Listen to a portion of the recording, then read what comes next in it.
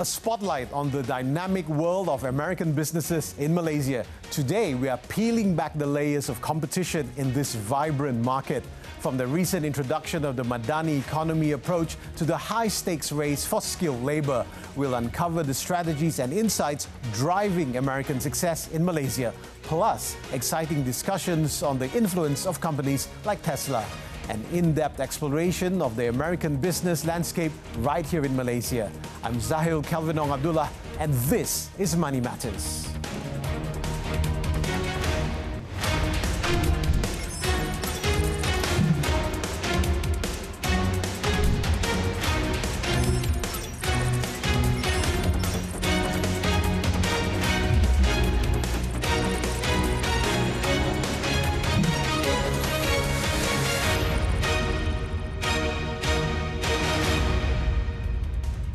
Hello there and welcome to Money Matters on your favorite channel right here on TV3, and we are also available on HD via Tonton.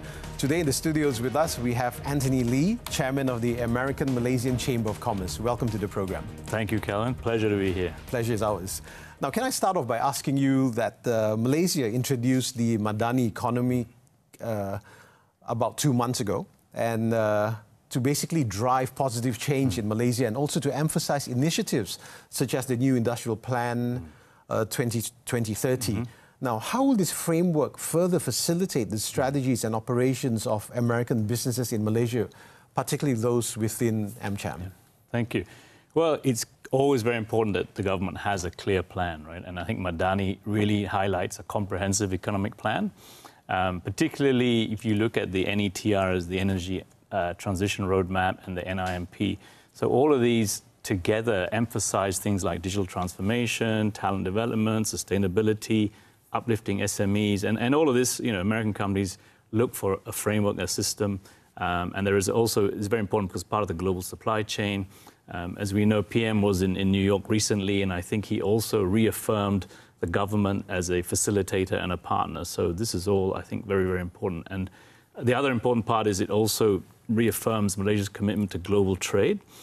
So, you know, ratification of CTPPP, RCEP and IPEF, all of these things play a very important role for American companies. It's interesting that you mentioned about the Prime Minister visiting the US because in a couple of his interviews over there, he said there is now a need for the US to take a more proactive role in maintaining its bilateral relationship with Malaysia. So, in your opinion, how do you think this can be further enhanced? I think a lot has been happening already the last few years behind the scenes, right? So more than even just trade, obviously, you know, in the military side, economic sharing of ideas, etc. And if you look at, actually, the American companies have been in Malaysia for many, many years, right? So since the 60s or even longer, and they've stayed throughout. Really important part of global supply chain for E&E sector. This became very prevalent during COVID, right? So there was very strong partnership to ensure that continues. I think the important thing is not so much for businesses. The businesses themselves are already keen to come. So they come despite government, right, in a sense, because a lot of them have already been established here and they want to do more. I think Malaysia really needs to get itself on the map so that people realize, look, Malaysia's here, right? Because you've got Vietnam, Indonesia, all these other countries vying for the dollars. And so it's different from the early days in the 80s where, you know, we were the biggest show in town. There is more competition, so we need to step it up.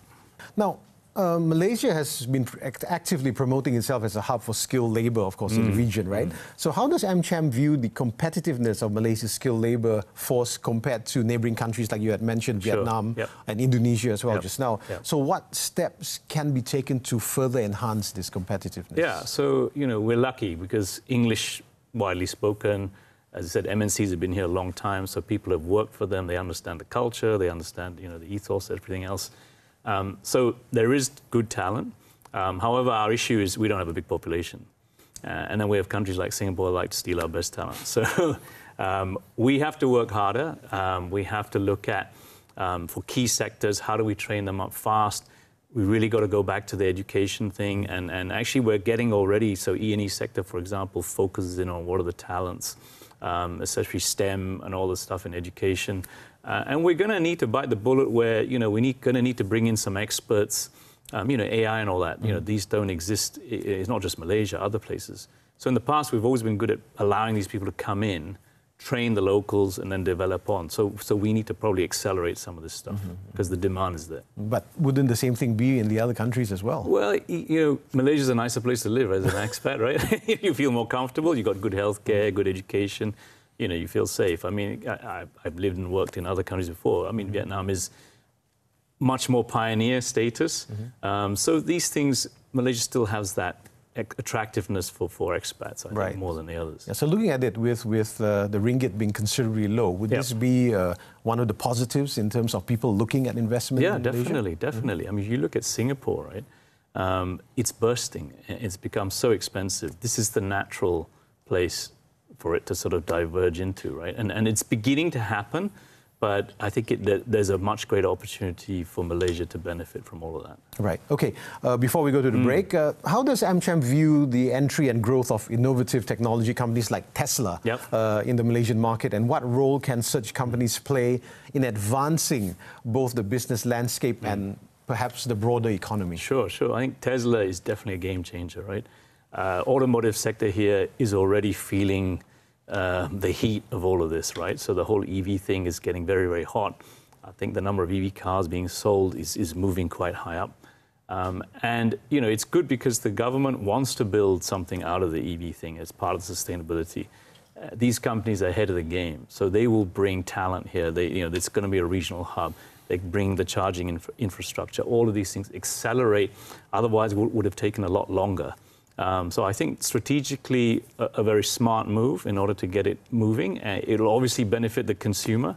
It will hurt the competition, but it'll make more competitive. More competition is good for consumers like you and me. Okay.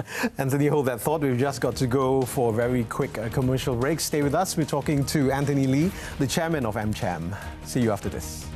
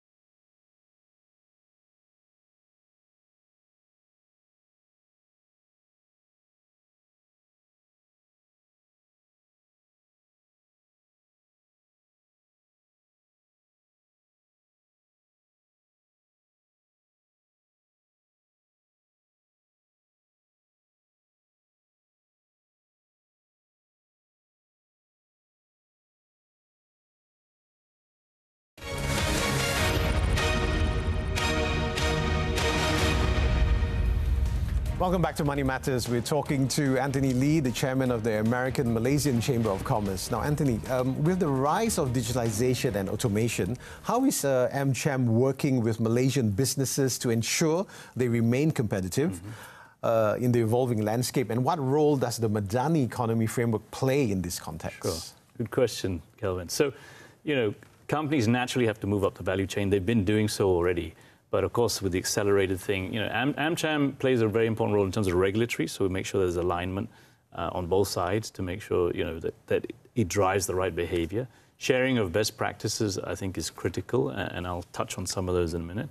And also making people understand, what are those standards and what are the expectations, right, that they need to have. So it's a big education process. There are global standards being set. And Malaysian companies need to understand how do we adhere to that, what does it take to get to there. At the end of the day, what are the companies looking for? They're looking for a reliable, a trusted and efficient partner, right? So these things need to be there. And ESG is another big important factor. These big US companies have to adhere to these, so the supply chain has to also follow on. And of course, there's the US regulations that have to be there as well. So if you look at Madani, I think, and IPEF, actually, there are shared values across the two, right? That's why I think the alignment's good. So supply chain resilience is critical, right? Everyone knows that. COVID taught us all that, and we're much more careful with that. Digital infrastructure, of course, how do we leverage that to become more efficient? So it's not just about labor, right? It's about ways of doing things. Clean energy is critical, because in the long term, the countries that can actually provide it efficiently will win over the others. These companies will choose to invest in these economies because it ticks all the right boxes, and their customers, consumers are getting more fussy about it. Labor standards, that's another very important thing, right? So, we need to move up that value chain, and Madani also emphasizes that. And of course, equality, diversity equality is something that, is in the DNA of a lot of the American MNCs, and Madani also has that. So I think the alignment is very, very positive. Yeah, that's good to know. Yeah. Can we move on Sure. a little bit to the successful collaborations that you have, or the initiatives between American and Malaysian businesses within AMCHAM that have addressed the challenges of competition in the Malaysian market? Yeah, so if I look at things that have done well, I think we've got, there's a couple of good examples of companies that have done particularly well. I'll just highlight a few, right? So one is, in terms of, let me look for that in a minute. I think Flex there's a couple of companies, actually. I want to say, obviously Starbucks is known for bringing on, people with hearing impairments, etc. There's another company that's very strong at bringing in people with disabilities. So I think a lot of the American companies are focused on how can they be a game changer in terms of employment, and they set very high standards across. And you'll even at that board level, it's diversity of boards. They want there's more female involvement, and these KPIs are monitored very carefully. And even when they employ, they want to make sure it's a diverse workforce. So they force that.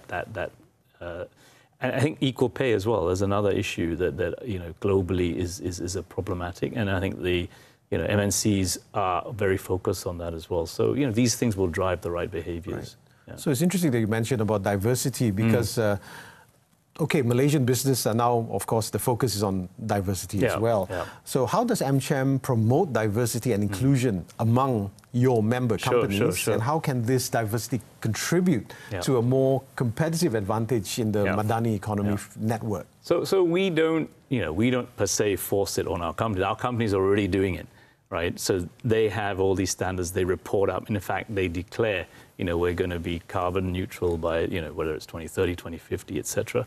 And then on the diversity thing, it is also an important tick box, right? So I think if you look at even within AMCHAM, our board has a diverse board, right? It has locals. I'm a local, even though I don't look like one. We have, male, female, and I think the diversity of thought that you get in a room when you have that is very powerful, because we answer all the different sectors of society and their needs. We don't just address one particular sector, right?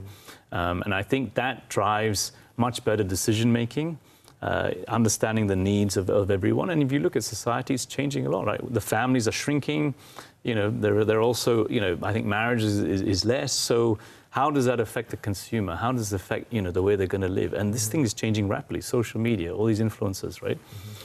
So, you know, in American, we have quite a few tech companies here also, so they are driving that. You know, we know Malaysia is one of the largest consumers of social media, so you know, we need to watch that space, right? Yeah, very much so. Now, of course, talking about what you mentioned just now about trade dynamics, so to speak. So in the era of global economic uncertainties, and which we have mentioned just now, changing trade dynamics, how does AMCHAM see the future of economic cooperation and business partnerships between American and Malaysian companies? And what strategies should be employed to ensure resilience in the face of potential challenges? Sure. So I think, you know, again, if you go back to the ESG principles that are all laid out. I mean, these are common sense things, right? So I think the framework, everyone understands the framework, everyone, you know, wants to practice. The key is how do you implement it and who are the most successful at implementing it, right? So if the government has these things aligned at the top of their agenda, and so hence I think the energy transition thing is critical, right? Because actually Malaysia, you know, with its location, it can benefit a lot. Even if we look at the forestry thing, you know, if you want to look at carbon credit and all this other stuff, there's a whole host of the things that Malaysia can do. And I think it's just beginning to sort of wake up and address that. And as the cost of this technology gets cheaper, it becomes easier to implement. So I think, you know, that Malaysia stands already in a good position. It's just a matter of how it executes it. And you know, MNCs are aligned on that. They're practicing it. They just want to make sure that, okay, is government an enabler? And at the end of the day, all we need is consistent government policies, right? So next year, it's the same. The year after, it's the same. All it is learning quickly and learning to be better at doing it, rather than, you know, change and change and change, right? That's the last thing businesses want. The stability is more. And that's why you'll notice a lot of the MNCs been here a long, long time. No matter what happens in politics, they're still here, and they want to invest more. So that tells you something about, you know, the strength of... I'm sure they will have concerns if it everywhere's got geopolitical, right? Geopolitical, yeah. I mean, look at Taiwan, look at, you know, UK, and all these things came out of nowhere. Luckily, in the light of all that, we're a peaceful nation, right? So, and our, I guess our location next to someone strategic like Singapore as a financial hub greatly helps us. And touch wood, we're not really on a major natural disaster zone. We get some windstorm, we get some flooding, but we don't have earthquakes, volcanoes, etc. So, you know, there's a lot to be said about, you know, Malaysia as a safe haven. Okay. Yeah. Antony, hold that thought. We've just got to go for our final commercial break, so stay with us and we'll be right back.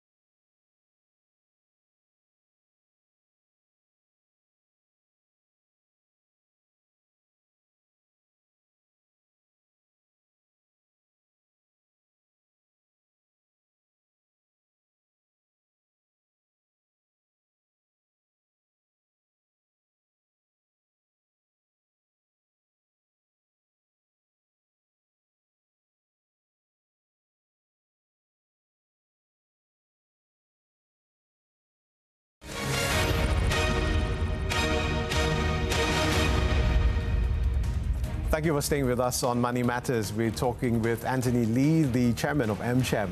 Now, with the global shift towards sustainability and responsible business practices, which is the norm right now, how does AMCHAM see American businesses in Malaysia adapting to remain competitive while aligning with these values? Yeah. So I think the US businesses, again, have been practicing a lot. So reduce Scope 1, Scope 2 emissions. They have targets in terms of waste management, ethical sourcing of labor, materials, etc. And the whole ecosystem is doing it. So even the banks that lend have these, standards imposed. And so companies that want to export to the US have to declare and able to show where's the supply chain coming from, etc. So they're all stepping up to it because that's the nature of the competition. If we can do it faster and better than our neighbors or the other competing countries, we do better at it. And I think that's where understanding of the legal system is better. And of course, the language as well. All these issues, play an important part. And so, if you look at E&E, right, the E&E sector, they've got this thing called the Responsible Business Alliance, started in 2004. And so, already been practicing a lot of this for many years. So companies here understand that, and I think that gives us an advantage as well. So the key is educating the SMEs, right, to make sure they are part of that. Because I guess in the earlier days, it was less important. It's becoming much more critical now. And we do see them stepping up. And in fact, those that do well, they actually laud this because then they have less competition in terms of what they are able to do. Can you share perhaps some insights into any specific industries or sectors where AMCHAM sees exceptional growth potential and increased competition in Malaysia and basically what strategies should businesses consider to thrive in these areas? No, good question, Kelvin. So, the obvious ones, EV, right? EV is massively important. AI, 5G, supply chain ecosystems, medical technology, medtech, green tech, aviation sector. So all of these are the new emerging ones that people are jumping on the bandwagon. Having said that, even building on the strong foundations of the E&E, the oil and gas, R&D within that, so that also will grow, right? So and Malaysia's already strong there. And we need to look at businesses that look at energy, right? And how do they take that to the next level? So there's much more collaboration opportunities there. And really, I think ultimately, if you look at the ecosystem that's going to make it well, that all the companies are looking for, where are the best places to invest? It is go back to the basics: robust infrastructure, renewable energy, secure and trusted digital ecosystems, right? So there's no cyber and all these other threats on it. A financial regulatory system that's sustainable and sound. So Bank Negara Malaysia always has a key role here. Robust talent pipeline, as we discussed earlier, we've got to have that, right? So that is an area always that's a little bit tricky for Malaysia because of our population, but technology may reduce the need for too much of that. And I guess the last thing is making sure that we can tick the box on ESG compliance. Now, you talk about the importance of EVs and green tech as well, but we have an advantage in Malaysia, but other countries within the region as well are competing for the same pie, so to speak.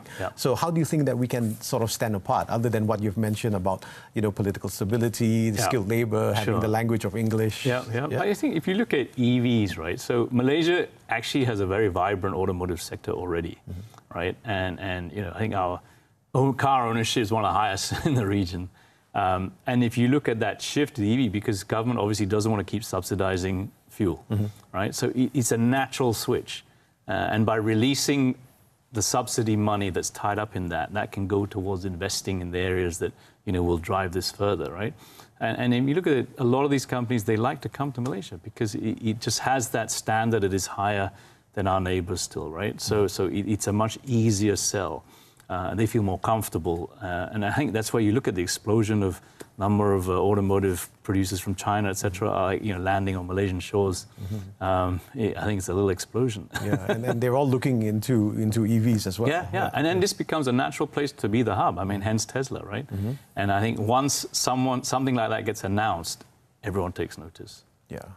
Right. Okay, final question before we go. Looking ahead, what are the key priorities and initiatives that AMCHAM is focusing on to support American businesses in Malaysia in the context of both the Madani economy framework and, of course, the competitive landscape? So I think if you look at, so we have obviously Madani and we have IPEF, right, which is the Indo-Pacific Economic Framework. And as I said earlier, there are synergies between those two. So I think if we, again, business and government need to have close collaboration, right? AMCHAM plays that vital, pivotal role. And we help improve the regulatory landscape, right? So we can see models and examples from other parts of the world and push and drive change and innovation in order to make that better. And so we look forward to more close collaboration we've always had, take it maybe to another level. And I think Malaysia has always shown that if it wants to do something, it can get it done. And the partnership thing, there's a legacy of good stories. Hence, the MNCs who've been here a long time continue to be here and want to do more. Sorry, just one more question before we go. The relationship or the engagement between AMCHAM and the government, how does that go? So we have direct collaboration. We also work with the local associations and also other chambers. And I think, government does listen because we know that, the US presence here in terms of investment is significant. It's a huge export market. And, US is one of those dynamic markets that drives change and innovation, right? Look at the whole social media, tech and everything else, AI, and it's an open market in a sense, right? It's one of the largest, most dynamic. And, it will always drive change. And I think, Malaysia benefits from understanding that and learning from it. Right. Antony, thank you so much for being on the program. It's been a pleasure having you with us. Thank you very much, Kelvin. For the past half an hour, you've been with us on Money Matters. If you missed the earlier part of this episode, you can also catch it up on Tonton. Be sure to join us next week, same time, right here on TV3. I'm Zahir Kelvinong Abdullah. Thank you for watching and have a great weekend.